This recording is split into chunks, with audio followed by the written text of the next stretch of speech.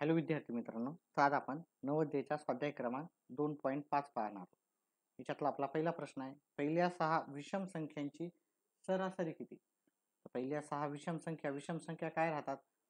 ठीक आहे, 1 3 5 7 9 हे ज्या संख्येच्या शेवटी राहतात त्या विषम संख्या असतात आणि समसंख्या काय राहतात?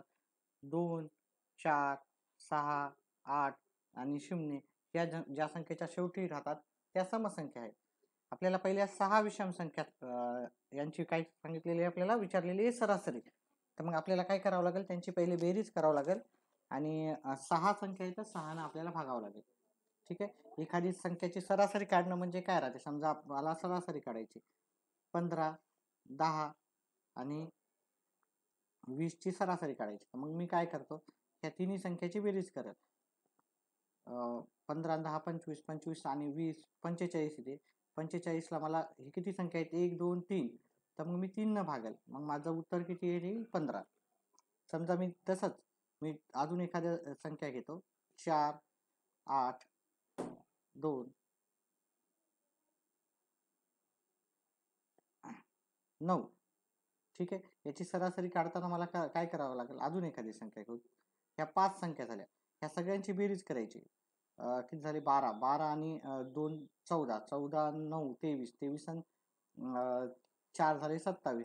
ह्या सगळ्यांची पहिले बेरीज करायची आणि किती संख्या, 1 2 3 4 5, मग मी याला 5 न भागा करते म्हणजे याची ही झाली सरासरी.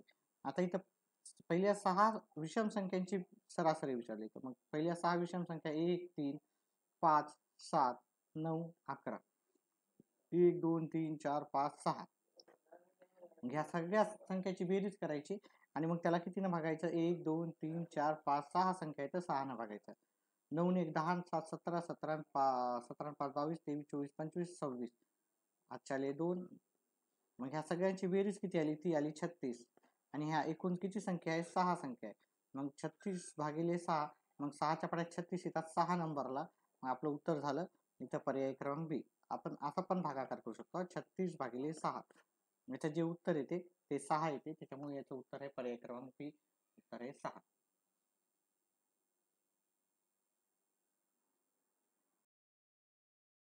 पुढचा प्रश्न आहे, रहीमला दिनेशपेक्षा 10 गुण अधिक मिळाले, जॉर्जला रहीमपेक्षा 15 गुण कमी मिळाले, तिघांच्या गुणांची बेरीज 235 आहे. रहीमला आपल्याला काय करायचं, जॉर्जला किती गुण मिळाले ते पाहायचं. मग आपल्याला असा प्रश्न आपण आधी पण केलेला आहे, तर अतिशय सोपा राहतो, अवघड काहीच नसतो. ठीक आहे, तर आपण इथं पाहायचं, इथं रहीम आणि दिनेश आहे आणि इथं जॉर्ज आणि रहीम आहे. मग आपण रहीमचे गुण आपण गृहीत धरायचे. रहीमचे गुण, रहीमला मिळालेले गुण, रहीमला किती गुण मिळाले आपल्याला माहिती नाही, तर आपण एक्स गृहीत धरले. रहीमला किती गुण मिळाले, एक्स. मग काय करायचे, दिनेशचे गुण, दिनेशचे गुण, दिनेशला मिळाले गुण किंवा दिनेशचे गुण. ठीक आहे, रहीमला दिनेशपेक्षा जास्त भेटले, मग दिनेशला काय भेटले असेल, रहीमला जास्त भेटले, मग दिनेशला काय भेटले असेल, कमी भेटले असेल रहीमपेक्षा.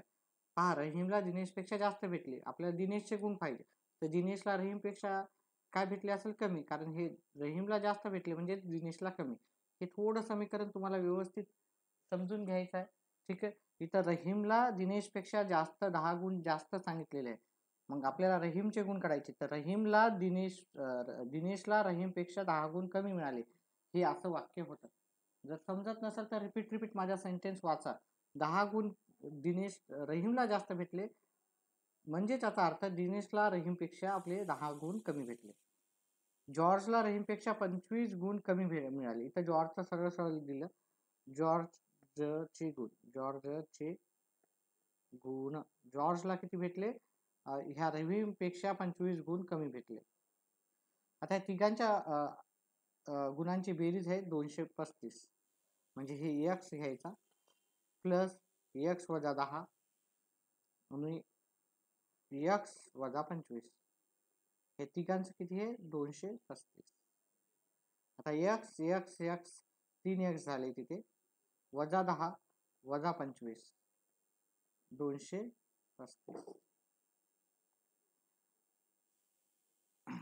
आता आपल्याला हे वजाचे इकडे जाऊन अधिक मध्ये जातील. 3x बरोबर 235, हे मायनसचे वजाचे झाले तर अधिकचे, हे वजाचे झाले तर अधिकचे, म्हणजेच आपल्याला 3x बरोबर आहे, त्याच्यामध्ये ही तिघांची बेरीज केली तर आपल्याला उत्तर येते 270. आता हे गुणाकाराचे इकडे जातात भागाकाराला. x बरोबर 270 भागिले 3, भागिले म्हणजे आपण असं पण करू शकतो 270 भागिले 3, 27, 9 आले इथं, इथं शून्य, ह्या शून्याला भागाकार दिला, शून्य आला, वरी 90 आलं. तर आपल्याला जे रहीमचे गुण मिळाले ते 90 भेटले. आता आपल्याला जॉर्जला किती गुण मिळाले? जॉर्जला भेटले x वजा 25. तर x ची किंमत आपल्याला आलेली आहे 90, x ची किंमत आलेली 90, त्याला 90 मधून 25 वजा केले, जॉर्जचे गुण विचारले, तर 90 मधून आपण जर 25 वजा केले तर याचं उत्तर येते आपल्याला 65. याचं उत्तर किती आलं? 65. तर जॉर्जला आपल्याला 65. आता इथं रहीमचे गुण विचारले असते तर 90 होते, दिनेशचे गुण 90 मधून 10 वजा केले 80 आले, आणि याचे 90 मधून 25 वजा केले 65 आले. ठीक आहे. तर आपल्याला ज्याचे गुण विचारलेत आपल्याला त्याच्यासमोरचे गुण आपल्याला उत्तरामध्ये करायचे. ठीक आहे. तिघापैकी कोणाचेही गुण विचारू शकतात आपल्याला, त्याप्रमाणे आपल्याला उत्तर लिहायचे. पुढचा प्रश्न, एका वर्गातील पहिल्या 5 मुलांचे सरासरी वय 11.5 वर्ष आहे. त्यापैकी पहिल्या 4 वयाची बेरीज दिलेली आहे, तर 5व्या मुलांचे वय पहा. अतिशय सोपा आहे, काही घाबरून जायचं कारण नाही. मी तुम्हाला सांगितलं होतं सरासरी काढताना आपल्याला भागाकार करावा लागतो. तर सरासरी जर दिलेली असेल तुम्हाला तर काय करायचं? गुणाकार करायचा. सरासरी जर काढायची असेल तर भागाकार करायचा, पण सरासरी आधीच दिलेली आहे इथं, तर मग काय करायचं? मी इथे लिहून देतो, सरासरी काढायची तर काय करायचा? भागाकार करायचा. सरासरी दिलेली असेल तर गुणाकार करावा. हे 2 रूल तुम्ही लक्षात ठेवा. ठीक आहे. परीक्षेमध्ये उलटून सुलटून काही विचारू शकतात, आपली स्पर्धा परीक्षेसारखे राहतात हे प्रश्न. ठीक आहे. त्याच्यामुळे व्यवस्थित तुम्ही प्रश्न पहा. जर सरासरी दिलेली आहे, ते सरासरी दिलेली आहे, तर मग आपल्याला काय करायचं? गुणाकार करायचा. म्हणजे आपल्याला किती जणांची सरासरी दिली? 5 जणांची. मग हे 11.5 गुणिले 5 आता आपल्याला गुणाकार करायचा आहे. 5 5 25, 5 आले 2, 5 1 5 आणि 2 7, 5 1 5. आता दशांश नंतर एक आकडा होता, मग इकडून आपल्याला सोडून एक अंकाच्या नंतर पॉईंट दशांश द्यायचा आहे. ठीक आहे. म्हणजे 57.5, ह्या सगळ्या 5 दोनाची बेरीज किती असेल? 57.5. त्याच्यातले 46.5 आपल्याला दिलेले, 46.5 आपल्याला दिलेले. ठीक आहे. आता मग याची वजाबाकी करायची आपल्याला. 0 1 1 दशांशला दशांश, मग त्यात तर 5व्या मुलाचे वय किती असणार? आपल्याला 11 असणार. 11.0, 11.0 आपल्याला पर्याय क्रमांक 1 मध्ये उत्तर भेटून जाईल.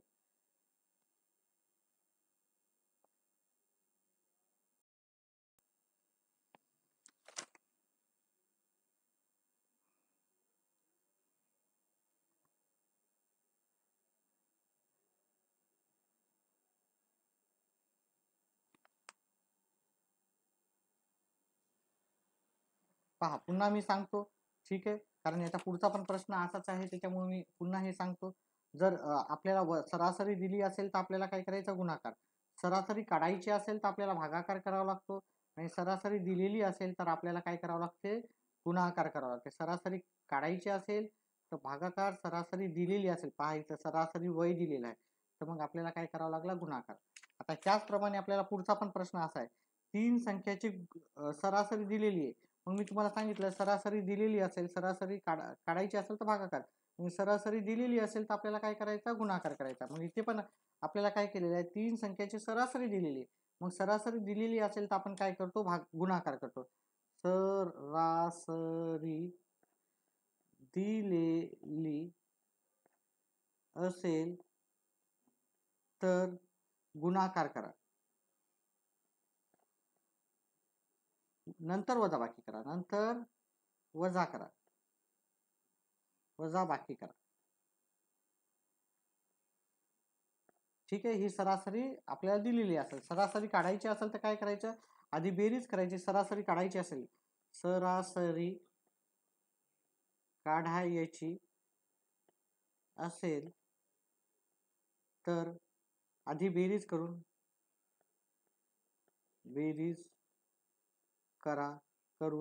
नंतर भागाकार करायचा. नंतर भागाकार. बघा इथं बेरीज आणि भागाकार आहे. ठीक आहे, सरासरी काढायची असेल आणि सरासरी दिली असेल तर काय करायचं, गुणाकार करून नंतर वजाबाकी करायची. ठीक आहे, मग आता आपल्याला सरासरी किती दिलेली आहे, 12 दिलेली आहे. सरासरी आपली 12 आहे. सरासरी आणि किती संख्या दिलेली आहे तिथं, एकूण 3 संख्या आहेत. मग आपल्याला सरासरी दिलेली असेल तर गुणाकार करायचा. ठीक आहे, गुणाकार आपला आला 36. 36 मधून ह्या दोन्ही संख्या वजा करायच्यात. 36 मधून पहिले 13 वजा करा, आले 23. 23 मधून आलेल्या संख्येतून अजून 15 वजा करा, उत्तर येते आपलं 8. उत्तर किती आलं, 8 आणि 0 म्हणजे 8च उत्तर आलेलं आहे. म्हणजे याचा उत्तर काय आहे आपल्याला 8. पहा इथं सरासरी दिलेली आहे 12 आणि 3 संख्येची सरासरी आहे. मग त्या दोघांचा गुणाकार केला मी. ठीक आहे, आपल्याला शॉर्टकटमध्ये उत्तर काढावं लागतात सगळ्या गोष्टी. तर ह्या दोघांचा गुणाकार आपल्याला आलेला 36 आलेला आहे. सॉरी, 3 संख्याचा गुणाकार 36 आला. मग ज्या ज्या संख्या दिल्या आपण त्या काय केल्या, वजाबाकी केल्या. किंवा तुम्ही असं पण करू शकता, या दोघांची बेरीज करा आणि ते 36 मधून वजा करा, तसं पण करू शकता. ठीक आहे, ज्या संख्या दिल्या, जेवढ्या संख्या दिल्या एक एक एक एक वजा केल्या तरी काय हरकत नाही. जर खूपच असतील तर सगळ्यांची बेरीज करायची, नंतर वजा करायची.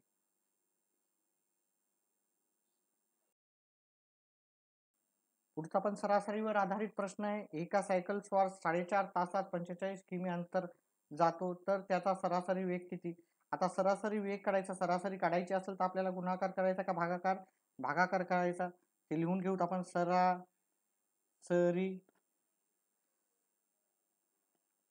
काढायची असेल तर भागाकार करावा लागतो. आधी बेरीज करून भागाकार करावा लागते, पहिले बेरीज करून भागाकार. पण इथं ऑलरेडी फक्त इथं बेरीज कोणत्याच संख्याची दिली नाही, मग जी संख्या दिली त्यालाच भागाकार करायचं. ठीक आहे, इथं किती दिलेलं आहे किलोमीटर, 45 किलोमीटर दिलेले आहेत.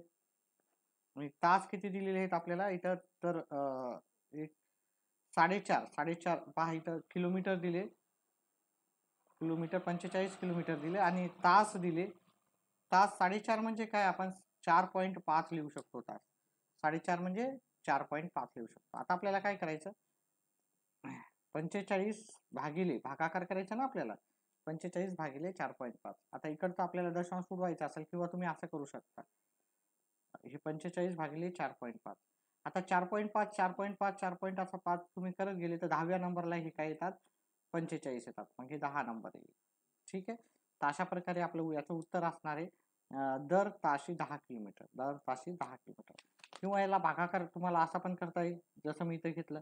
आता हे दशांश मला उडवायचा असेल, ठीक आहे, तर मला इथं पण दशांश घेईल मी. ठीक आहे, दशांश नंतर वरी पण एक पहा, आपण 45ला 45 लिहिलं तर काही हरकत नाही. आणि 4.5 ला 4.5. आता इथं पण एक दशांश आहे, इथं पण एक दशांश आहे, आपण उडवू शकतो. ठीक आहे नाही, 450 झाले आणि हे 45 झाले. हे 45 हे 45 कटले, एक नंबर आले आणि हे 0. आता गणित तुमचे किती फास्ट आहे कॅल्क्युलेशन, त्याच्यावर बाकीचं सगळं आधारित असतं. तुमचे बेसिक कॅल्क्युलेशन फार चांगले असणं गरजेचं. जर नसतील तर आपले बेसिकचे गणित आहेत, तुम्ही कमेंट बॉक्समध्ये टाका, मी नक्कीच ते तुम्हाला व्हिडिओ किंवा पाठवेल तुम्हाला. ठीक आहे, तर पुढचा 6वा प्रश्न पाहू. चला, 6वा प्रश्न आहे. 6 संख्येची सरासरी दिली आहे, पहिल्या 5 संख्याची बेरीज दिलेली आहे, तर 6वी संख्या काढायची. हे आपण आधी पण प्रश्न असा केलेला आहे. आता इथं सरासरी दिलेली आहे, सरासरी दिलेली असेल तर गुणाकार करून वजाबाकी करावी, वजाबाकी करावी. हे पाठच करायचं. तुम्ही 10 20 25 30 वेळेस लिहून, 50 वेळेस लिहून पाठच करायचं. ठीक आहे, जसे आपण पाठ करतो तसं हे वाक्य पाठच करायचं. हे पूर्ण आयुष्यभर तुमच्या कामी येणार आहे. सरासरी दिली असेल तर काय करायचं, सरासरी दिलेली असेल तर गुणाकार करून वजाबाकी करायची. ठीक आहे. परीक्षेमध्ये तुम्हाला काही लिहायचं नाही, परीक्षेमध्ये टिक मार्कच करायचं राहते, पण प्रॅक्टिससाठी आपल्याला ह्या सगळ्या गोष्टी आधीच काय करायच्या आहेत विचारात घेऊन आपण त्याच्यानुसार सगळं करायचं आहे. आता इथं सरासरी दिलेली आहे तर गुणाकार करायचा. मग कोणत्या कशाचा गुणाकार करायचा? 15.5 आणि इथे पहिल्या किती संख्येची सरासरी दिलेली आहे? 6 संख्येची, म्हणजे 15.5 गुणिले सरासरी किती संख्याची दिली त्या संख्येने गुणायची. तर 6 पण दिलेले आहे तर 5 पण दिलेले आहे, म्हणजे सरासरी किती संख्येची? 6 संख्येची, तर 6 ने मी गुणाकार करत. आता गुणाकार केलं तर 6 पंचे 30, 5 3, 6 पंचे 30 आणि 3 33, 5 3, 6 1 6 आणि 3 9. ठीक आहे. आता दशांश एक असल्यामुळे इकडून आपल्याला इथं काय करायचं? आपल्याला दशांश द्यायचा. आता मला याच्यातून काय नंतर काय म्हणलं मी? वजाबाकी करायची. 93.0 म्हणजे 93 होतात. हे शून्य दशांशच्या नंतर पलीकडे शून्य असेल तर त्याची काही व्हॅल्यू नसते, त्याच्यामुळे मी ते लिहिणार नाही, फक्त इथं 93 लिहिल. आणि नंतर मला वजाबाकी करायची, तर हे 75 वजा करेल मी. 3 मधून 5 जात नाही, याच्यातला एक कमी केला, इथं घेतला. 13 मधून 5 गेले 8 राहिले, 8 मधून 7 गेले 1 राहील. मग माझं उत्तर किती आलं? 18 आलं. 18 हे पर्याय क्रमांक बी मध्ये माझं उत्तर आहे.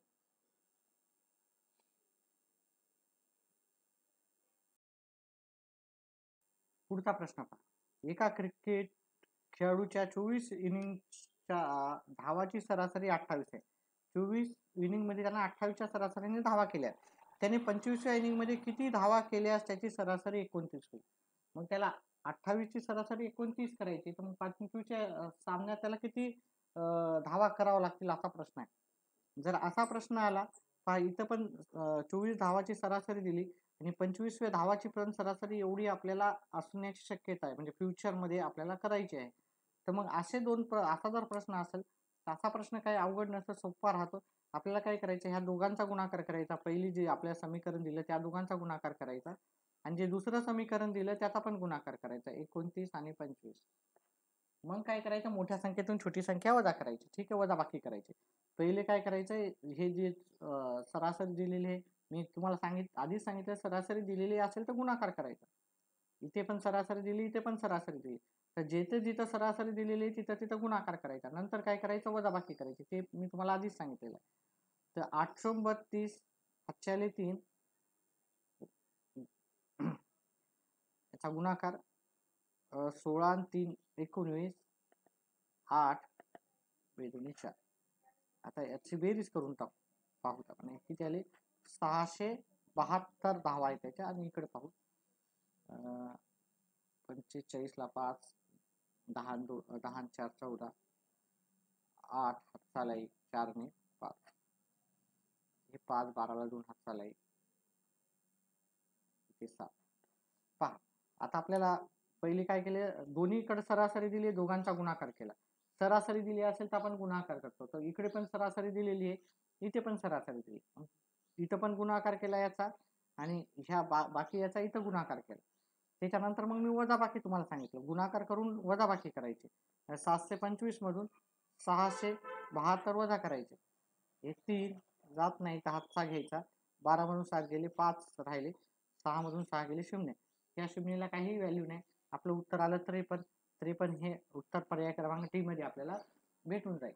ठीक आहे. अशा प्रकारे काही अवघड गणित नाही, थोडं व्यवस्थित केलं तर तुम्हाला उत्तर अतिशय म्हणजे कमी वेळेमध्ये पण तुम्ही सॉल्व्ह करू शकता, पण प्रॅक्टिस हवी आपल्याला.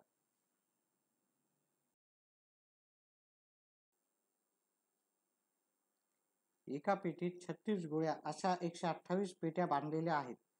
एका पेटीत किती? 36 गोळ्या आहेत. अशा किती? 128 पेट्या आपण बांधलेल्या आहेत. ठीक आहे. म्हणजे जर पेटीत 4 गोळ्या कमी भरल्या तर तितक्याच गोळ्या भरायला लागणाऱ्या पेट्या असतील, म्हणजे तितक्याच गोळ्या भरायला किती पेट्या लागतील. इथं म्हणजे सरासरी दिलेली आहे आणि इथं सरासरी काढायची. सरासरी दिलेली असल्यामुळे इथं गुणाकार करून इथे सरासरी काढायची असल्यामुळे आपल्याला काय करावं लागेल? भागाकार. तर आपल्याला 36 गोळ्या भरल्या तर 128 पेट्या लागतात. म्हणजे आपल्याला काय करायचं? एका पेटीमध्ये एका पेटीमध्ये 36 येतात, म्हणजे अशा पेट्या आहेत, एका 36 अशा 36 36 असं केलं तर आपल्याला 128 पेट्या बांधलेल्या आहेत त्याने. ठीक आहे. मग आपल्याला 36 पेट्यामध्ये किती गोळ्या असतील? 128 पेट्यामध्ये किती गोळे असतील त्या? तर 128 पेट्यामध्ये जर आपल्याला काढायचं असेल तर आपल्याला काय करावं लागेल? गुणाकार करावा लागेल. ही सरासरी दिलेली 36 गोळे ही सरासरी आहे, म्हणजे प्रत्येक डब्यामध्ये त्यांनी काय केलेलं आहे किंवा पेटीमध्ये त्यांनी 36 गोळ्या टाकल्या, म्हणजे ती 36 सरासरी आहे 128 पेट्यामध्ये. ठीक आहे, अशा 128 पेट्या आहेत आपल्याकडे. तर याचा गुणाकार करायचा 8 × 48, साई दोन्ही 12 4 16, 6 1 6 आणि 1 7, 3 8 24, 7 4 2, 3 2 6 2 8, 3 1 3. मग आपल्या जो गोळ्या किती आहेत? एवढ्या गोळ्या आहेत. ठीक आहे, आता एवढ्या गोळ्या आहेत तर आपण पहिले 36 गोळ्या भरल्या होत्या, तर आता आपल्याला 4 गोळ्या कमी भरायच्या आहेत. मग 36च्या ऐवजी आपल्याला किती भरायच्या?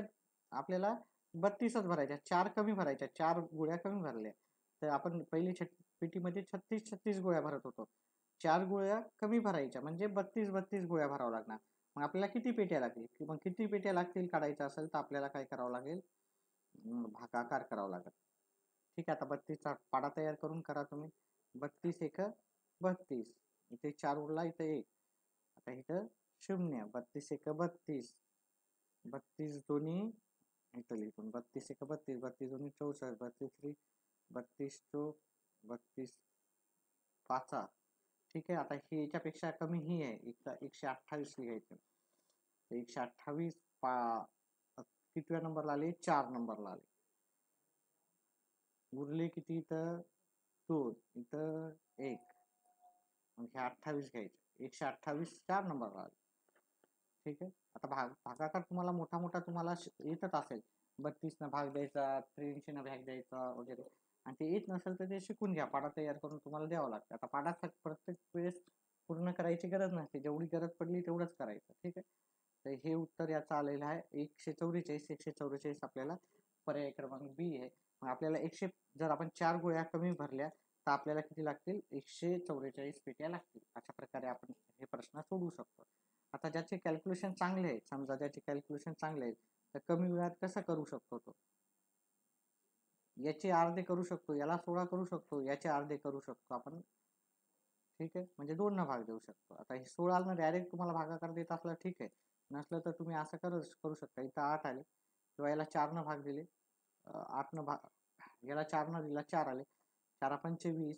ज्याचे चांगले कॅल्क्युलेशन आहे त्याच्यासाठी इथं 7, इथं 2, इथं 6, अजून याला 4 न भाग दिला 1 आला, याला 4 1 4, हात चालाव 1, 4 चौक 16, हात चाले 1, 4 4 चौक 16, 144. ज्याला काटाकाटी येते, ज्याला काटाकाटी येते, काटाकाटी शिकून घ्या. नसला तर आपला व्हिडिओ पहा. काटाकाटी आले तर तुमचे कॅल्क्युलेशन खूप कमी वेळात होतात, नाही तर गणिताला खूप वेळ लागतो तुम्हाला कॅल्क्युलेशन करायला. ठीक आहे, अशा प्रकारे आपण सराव स्वाध्याय आपला 2.5 संपवलेला आहे. दुसरा धडा पण ह्याच ठिकाणी संपलेला आहे. तिसरा धडा आपण लवकरात लवकर सुरू करू. व्हिडिओ आवडल्यास व्हिडिओला लाईक आणि चॅनलला सबस्क्राईब करत जा. व्हिडिओ पाहिल्याबद्दल धन्यवाद.